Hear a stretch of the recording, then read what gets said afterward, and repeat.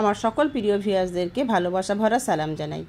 আজ আপনাদের সঙ্গে শেয়ার করব কাতলা মাছের মাথা দিয়ে মোচার ঘন্টের রেসিপি। অনেকেই হয়তো অনেক রকমভাবেই মোচার ঘন্ট বানিয়ে থাকেন, তবে আমি যেভাবে মোচার ঘন্ট বানাই সেটাই আজ আপনাদের সঙ্গে শেয়ার করব। আশা করছি ভালো লাগবে। ভালো লাগলে লাইক ও শেয়ার অবশ্যই করবেন। নতুন বন্ধু হলে সাবস্ক্রাইব করার অনুরোধ রইল। তাহলে আসুন এই সহজ রেসিপিটি দেখে নেওয়া যাক।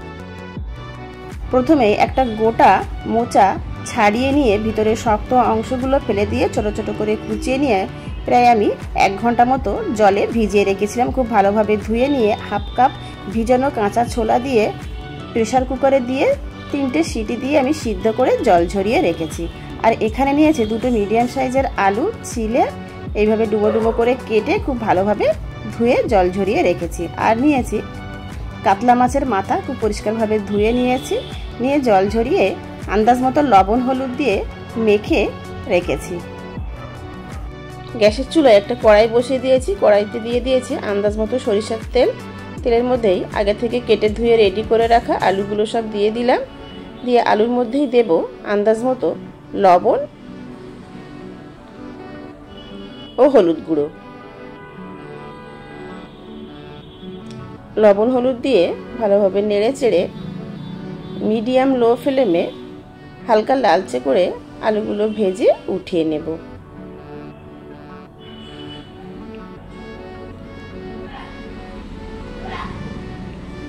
বেশ কয়েক মিনিট নেড়ে চেড়ে আলু হালকা লালচে করে ভেজে নিয়েছি।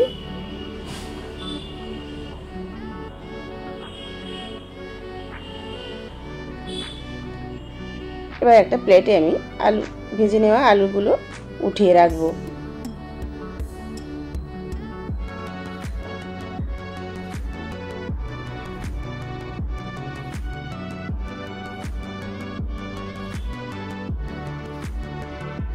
আলু ভেজে নেওয়া তেলের মধ্যেই মাছের মাথাটা দিয়ে দেব।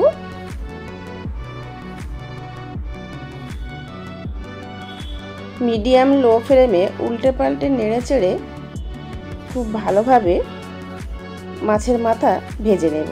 এক পিঠ ভাজা হলে অপর পিঠটা উল্টে দেব।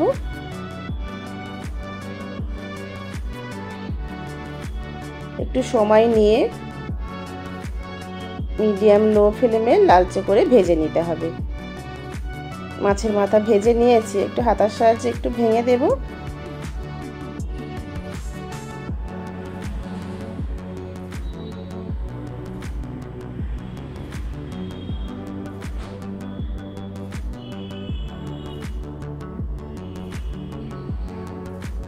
এবার ভেজে নেওয়া মাছের মাথা একটা প্লেটে উঠিয়ে রাখবো।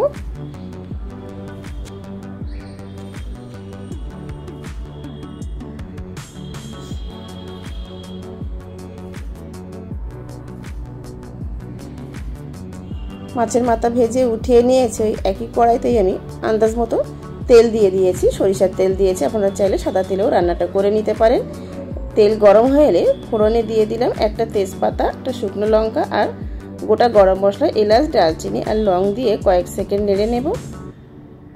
ফোড়ন থেকে সুন্দর গন্ধ বার হওয়া শুরু হলেই আমি এখানে 1 কাপ কুচনো পেঁয়াজ রেখেছি, এই কুচনো পেঁয়াজটা সব দিয়ে দেব। পেঁয়াজ দেওয়ার পর মিডিয়াম ফ্লেমে নেড়ে চেড়ে পেঁয়াজ হালকা সোনালি করে ভেজে নেব। পেঁয়াজ হালকা সোনালি করে ভেজে নিয়েছি। আর এখানে আমি 4টে কাঁচা লঙ্কা কুচিয়ে রেখেছিলাম, সব দিয়ে দেব। নিজেদের স্বাদ মতো লঙ্কা দিয়ে দেবেন।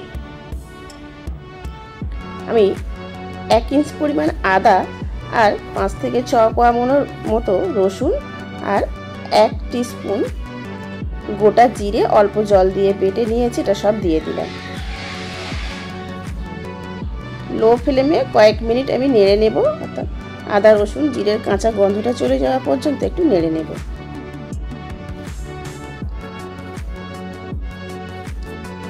একটু ভাজা ভাজা করে নিয়েছি। আর এখানে আমি একটা কুচনো টমেটো দিয়ে দেব।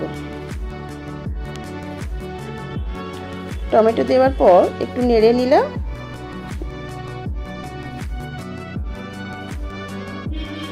তারপর আমি আন্দাজ মতো লবণ দিয়ে দেব।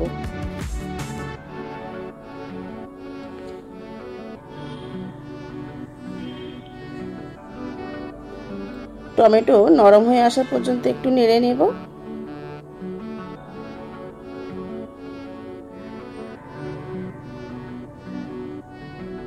এখানে অল্প একটু হালকা গরম জল আমি দিয়ে দিলাম, যেহেতু গুঁড়ো মশলা দেব যাতে না পুড়ে যায় ওই জন্য দিয়ে দিলাম। দেব হাফ টিস্পুন মতো হলুদ গুঁড়ো।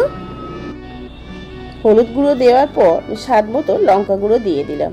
যে যেমন ঝাল খান সেই অনুযায়ী কাঁচা লঙ্কা, গুঁড়ো লঙ্কা দিয়ে দেবেন। আর 1 টিস্পুন দিয়ে দিলাম ধনে গুঁড়ো। খুব ভালোভাবে একটু নেড়ে নেব।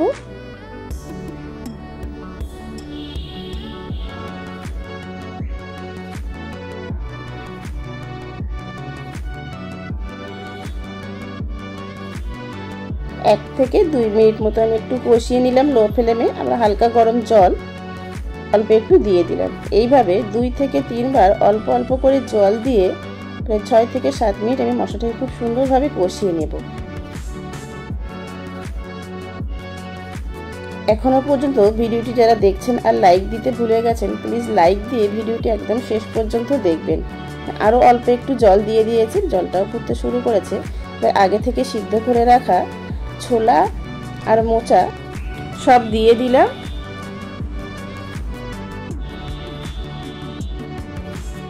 এবার সমস্ত মশলার সঙ্গে উল্টে পাল্টে বেশ কয়েক মিনিট খুব ভালোভাবে কষিয়ে নেব।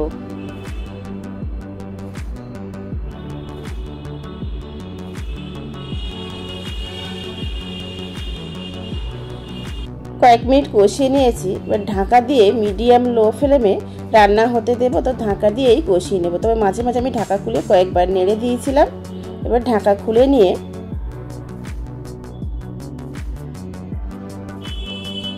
একবার ভালোভাবে নেড়ে দেব। দিয়েই এখানে দিয়ে দেব 1 কাপ মতো বা আন্দাজ মতো গরম জল। এবার আগে থেকে ভেজে রাখা আলুগুলো সব দিয়ে দেব।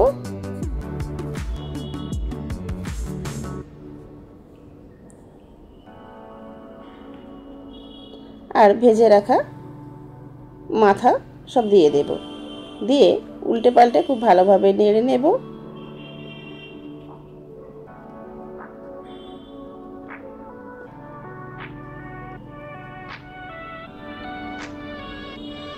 পাল্টে খুব ভালোভাবে নেড়ে দিয়েছি। এখন ফুটছে। আর আমি এখানেই দিয়ে দেব স্বাদ মতো চিনি।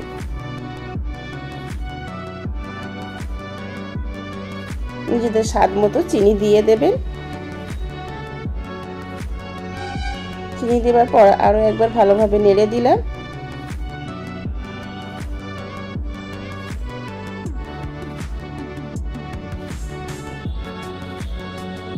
এবার ঢাকা দিয়ে রান্না হতে দেব প্রায় 7 থেকে 8 মিনিটের জন্য। তবে আমি মাঝে মাঝে ঢাকা খুলে নেড়ে দেব, অর্থাৎ এই যে জলটা দিয়েছে জলটা শুকিয়ে আসা পর্যন্ত রান্না করে নিতে হবে। ফিরে এসেছি পুরোপুরি জলটা শুকিয়ে আসার পর। তবে আমি মাঝে কয়েকবার ঢাকা খুলে নেড়ে দিয়েছিলাম। এবার সব শেষে দেব হাফ টিস্পুন মতো গরম মশলা গুঁড়ো।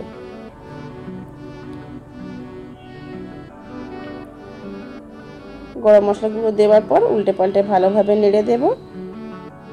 আপনারা চাইলে এই পর্যায়ে হাফ টিস্পুন ঘি দিয়েও খুব ভালোভাবে নেড়ে চেড়ে মিশিয়ে নিতে পারেন। আমি আজ আর দিলাম না, গরম মশলা দিয়েই খুব ভালোভাবে নেড়ে চেড়ে নিয়ে ঢাকা দিয়ে স্ট্যান্ডিং টাইমে রাখবো।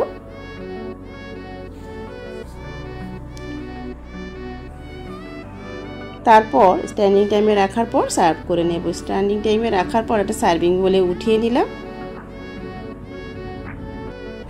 গরম ভাত বা রুটি সব কিছুর সঙ্গেই খেতে ভীষণ ভালো লাগে। অন্তত একদিন হলেও বাড়িতে আমার মতো করে এইভাবে ট্রাই করে দেখবেন, অবশ্যই ভালো লাগবে। আশা করছি একটু হলেও আজকের এই সহজ রেসিপিটি আপনাদের ভালো লেগেছে। ভালো লেগে থাকলে ভিডিওটিতে লাইক দেবেন, নতুন বন্ধু হলে ইউটিউব চ্যানেলটি সাবস্ক্রাইব করবেন আর ফেসবুক পেজটি ফলো করার অনুরোধ রইল। ভিডিওটি শেষ পর্যন্ত দেখার জন্য সবাইকে ধন্যবাদ।